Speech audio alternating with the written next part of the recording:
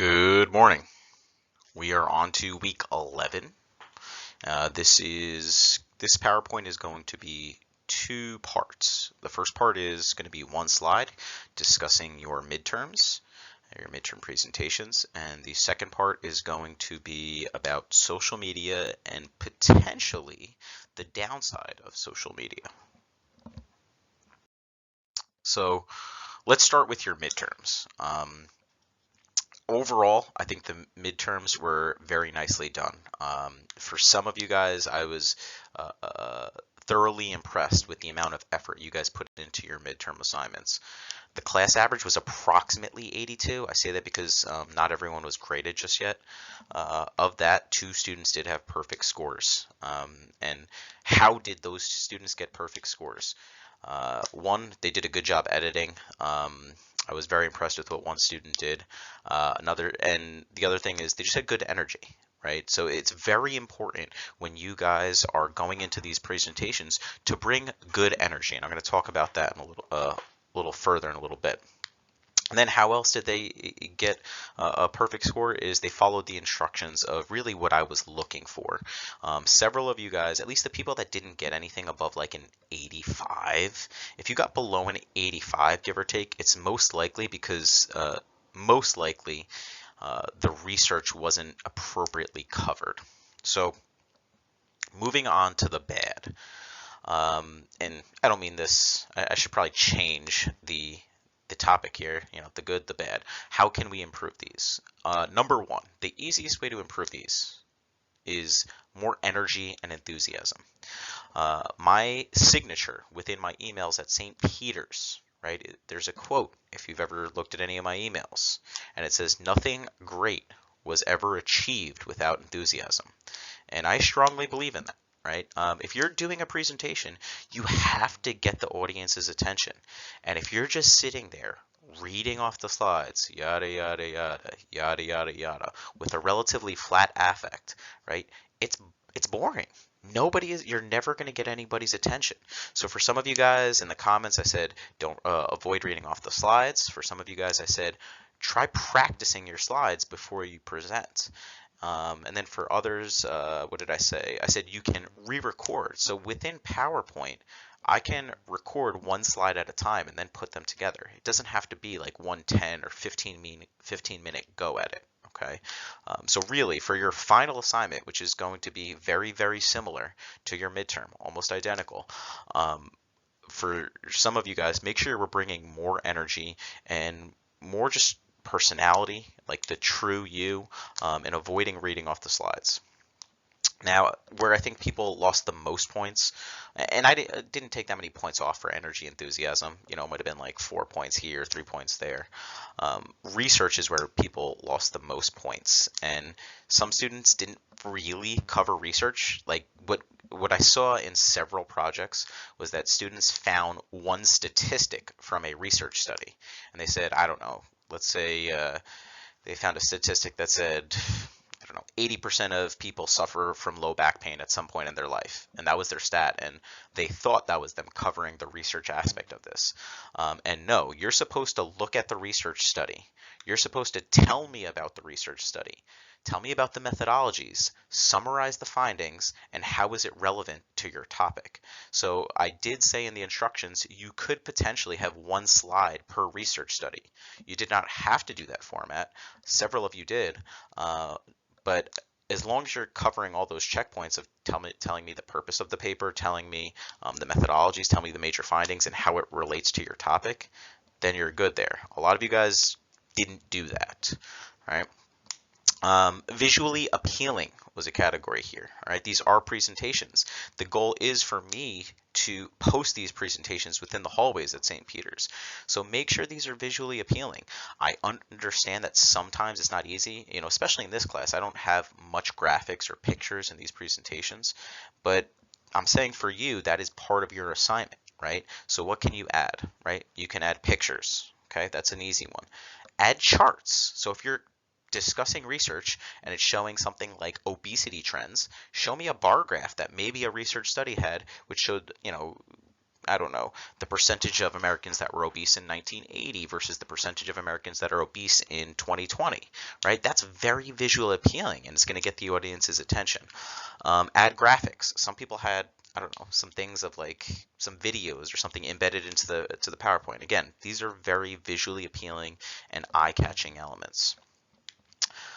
When you're doing your solutions, right, try to tie it into the research, right? Try to tie it into the research. Base your decisions, right? We want to be evidence-based practitioners. So tie some of your solutions into the research. That wasn't really a major one where people lost points, but I think that could be very helpful, and I think you're going to get more of a takeaway from this. And then lastly, I did not take any points away for this, but on your final assignment, there needs to be internal citations within the PowerPoint. So if you are covering a paper, I need to see an internal citation. OWL Purdue has a format on how you can provide an internal citation within a PowerPoint presentation. I will link that in this week's folder. Okay. But again, overall, I think these were nicely done. Let's move on to our very short lecture today. So this slide should look familiar, right? This slide was one slide I pulled from last week's presentation, right, where we talked about the benefits and the challenges of social media. These benefits and challenges were outlined in your textbook, right? More engagement, inspires creativity. Challenges are time consuming, access to technology. I bring these up because this is from your text. One thing your textbook does not really highlight, at least to any extent that it should, is the challenges of social media and mental health. So that's really what today's lecture is about, because what the next 2 weeks are going to be about, and I think it's very, very important. So social media addiction. A lot of the work on the next 3 slides is going to be directly from a paper that you're going to have to read. So this is how the authors of that paper outline or define social media addiction.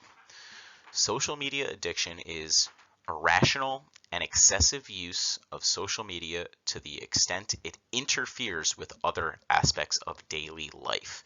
So think about you at home, in class, whatever it is, and you can be, I mean, I've seen this. I'll be mid-conversation with a student or an athlete, and while I'm trying to talk to them, they're on their phone scrolling through social media, right? That's interfering with daily life. It's not, it's not going on social media at the end of the day, relaxing for a few minutes, or, again, you have some free time and going on social media for a few minutes. It's things that are irrational. You're constantly checking Twitter. You're constantly on TikTok, right? That is irrational, excessive use.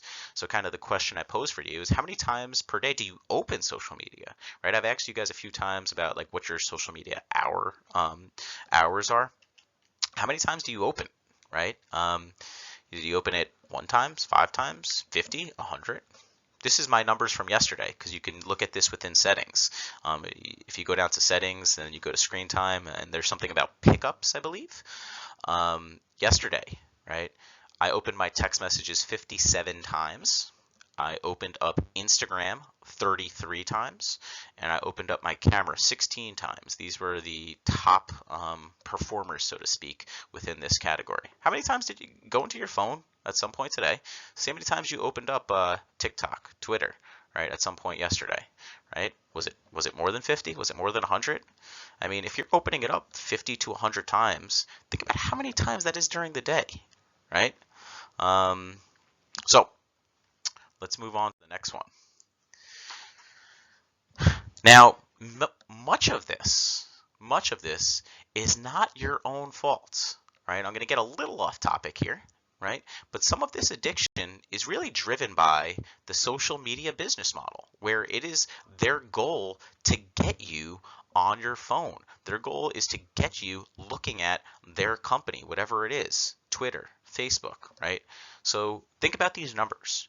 In 2021, Meta, which is the parent company to Facebook and Instagram, had ad revenue of nearly $115 billion.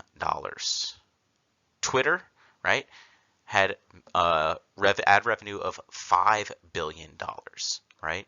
So these social media platforms, these technology-driven companies, right?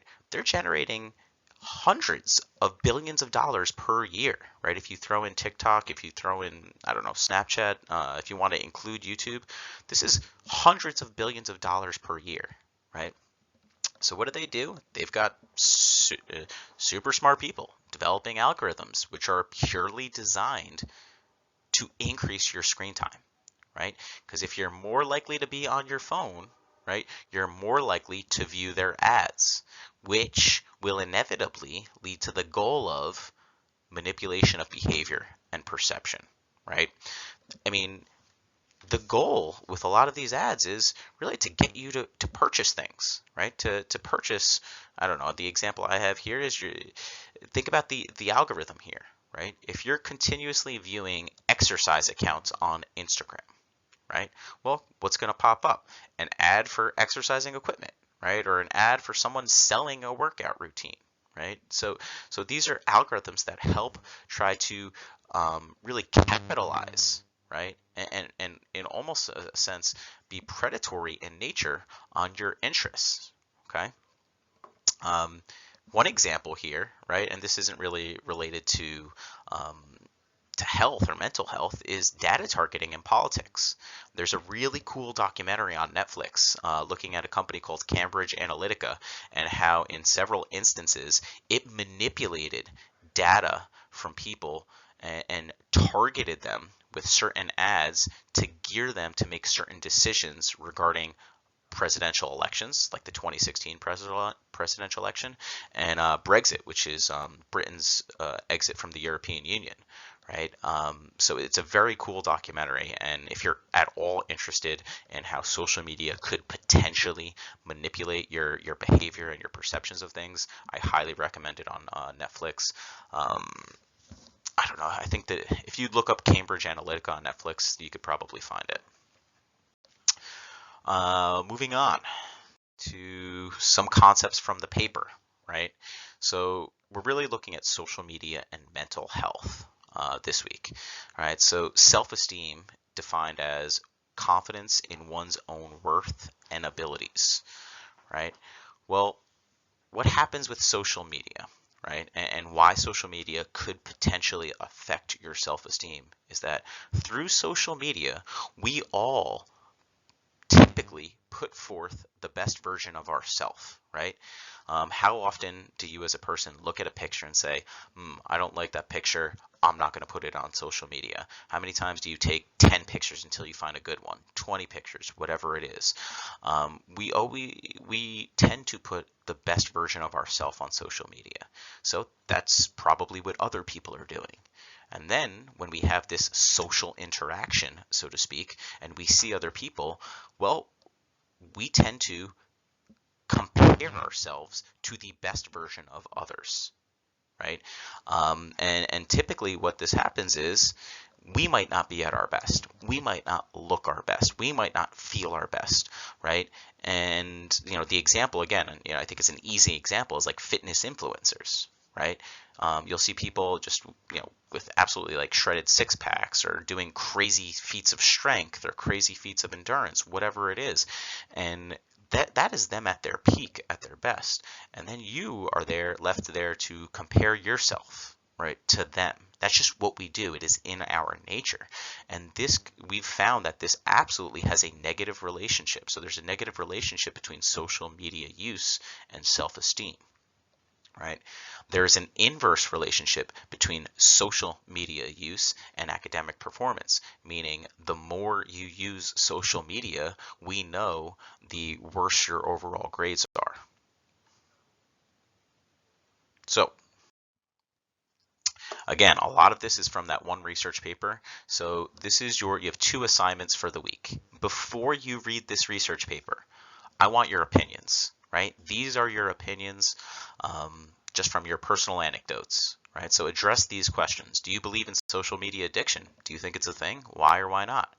Now, what about yourself? Do you feel you may have some degree of social media addiction, right? And really, it's not this binary thing, right? Social media addictions probably exists on a spectrum, right? From 0 to 100, with 0 being you don't use social media at all, and 100 being you're on social media every free moment of the day. I'm definitely somewhere on that spectrum. I don't know, somewhere in the middle, 50, 60, something like that. I'm on social media a lot more than my wife, and my wife hates it.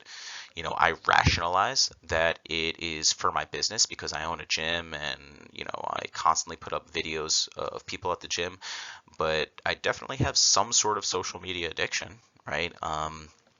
So, be honest about yourself, right? And maybe for some of you guys, it's nothing. Maybe you guys don't even use social media. Now, in your opinion, how has social media impacted your academic performance as a student?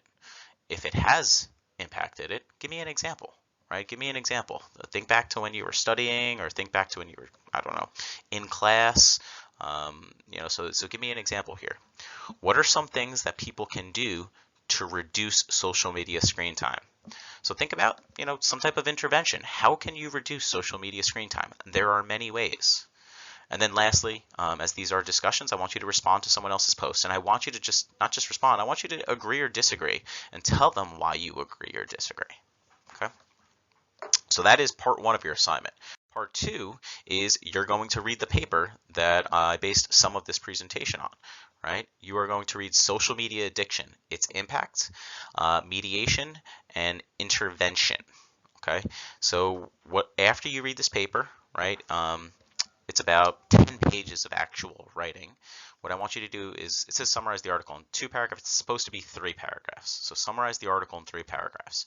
So 1, summarize the purpose of the paper. Why was the paper written? Right? So, paragraph 2, summarize the findings of the paper. This can be found in the discussion section. What were the major findings of this paper? And then paragraph 3 is reflect on the findings and integrate your own personal experience, your own personal anecdote with social media and mental health. Remember, this is on mental health and addiction of social media.